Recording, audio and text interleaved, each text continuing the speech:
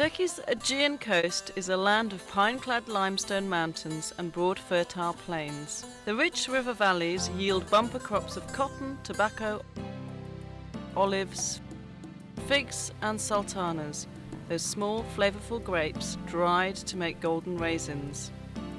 The Aegean climate is mostly mild and pleasant, with hot dry summers and cool rainy winters. In ancient times, the Aegean coast was a land of kingdoms. Aeolis, later Pergamum, Caria, Ionia and Lydia. It produced some of history's most memorable people, including King Midas of the Golden Touch, King Croesus, the inventor of coinage, the poet Homer, and Herodotus, the world's first great historian. Pergamum, in the North Aegean, rose to prominence after the death of Alexander the Great in 323 BC. Soon its king ruled much of western Anatolia. Parchment was invented here, helping Pergamon's library of more than 200,000 books to rival that of Alexandria.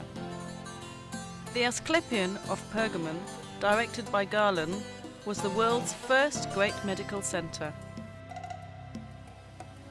Izmir, Turkey's third largest city, dominates the central Aegean coast. Badly damaged by war in 1922, it is now a vibrant modern city set on broad Izmir Bay. Looming above the city centre is Kadifekale, a hilltop fortress built by Alexander the Great. Balchova, on the outskirts, is famous for its healthful hot springs. Ephesus, once the capital of Roman Asia Minor, is the best preserved classical city on the Aegean and among the finest sights in the world. Walk its marble streets past classical temples, libraries and houses to the 24,000-seat Great Theatre, and you can easily imagine yourself transported back to Roman times. Ephesus grew rich from trade coming into its well-sheltered harbour.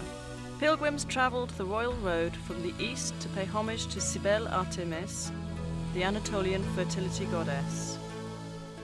Her stupendous temple at Ephesus, called the Artemision, was among the 7 wonders of the world. St. Paul preached to throngs in the Great Theatre, and legend has it that the Virgin Mary came to Ephesus with St. John at the end of her life.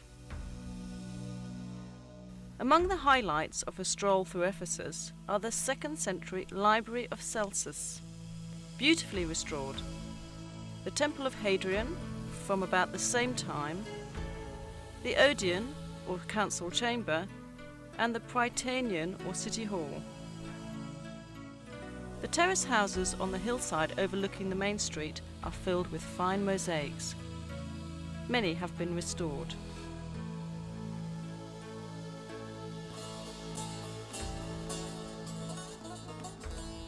For an entirely different view, head eastwards into the mountains to Şirince, a charming town surrounded by vineyards and fruit orchards. Relax in one of its restaurants and enjoy a glass of local fruit wine. South of Ephesus, the ruins of ancient Priene are perched on a plateau backed by a sheer rock cliff. Beneath the plateau sprawls the broad floodplain of the river Meander, whose name is now used to describe twisting, turning rivers everywhere.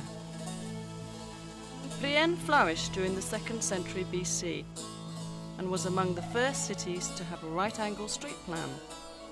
Set on this innovative street grid are Priene's great buildings, such as the Temple of Athena, the theatre, the gymnasium and the stadium. South, across the floodplain from Priene, is Miletus, an even larger and more important city with a freestanding 15,000-seat theatre. Built in Hellenistic times, the Miletus theatre was repaired extensively by the Romans and is still in very good condition. Miletus flourished from 700 BC to 700 AD.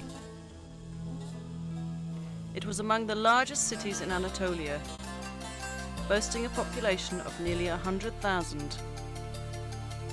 Many famous people were born here, including the philosopher Anaximander, the mathematician Thales, the city planner Hippodamus, and Isidorus, the architect of Hagia Sophia in Istanbul. A short distance south of Miletus is Didyma, famed for its gigantic marble Temple of Apollo, from which mystic priests issued enigmatic prophecies rivaling those of Delphi. The famous South Aegean resort of Bodrum, known in ancient times as Halicarnassus, was the birthplace of Herodotus, the father of history. Halicarnassus enjoyed its great prosperity during the 4th century BC under King Mausolus. Upon his death, his wife fulfilled his plan for a gigantic royal tomb. Called the Mausoleum, it was among the 7 wonders of the world. Crusader knights later built a romantic castle on the point of land between Bodrum's 2 perfect bays.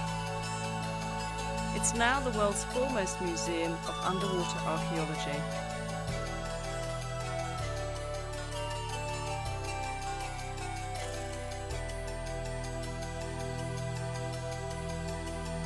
Today, Bodrum is among Turkey's favourite seaside resorts. Noted for its waterfront restaurants, its many yachts and its chic nightclubs.